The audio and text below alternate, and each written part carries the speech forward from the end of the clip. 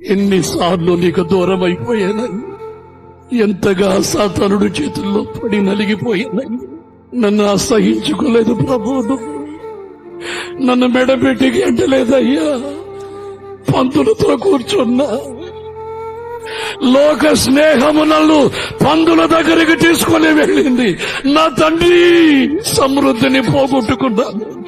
తిరిగి నీ సన్నిధికి రాక నన్ను త్రోసివేయని నా తండ్రి,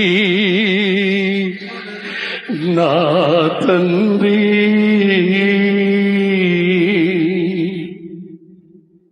మరువలేనయా నీ ప్రేమను. ఇది నా ఎడల నీ కృపా,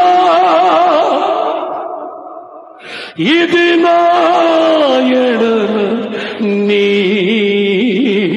కృపా.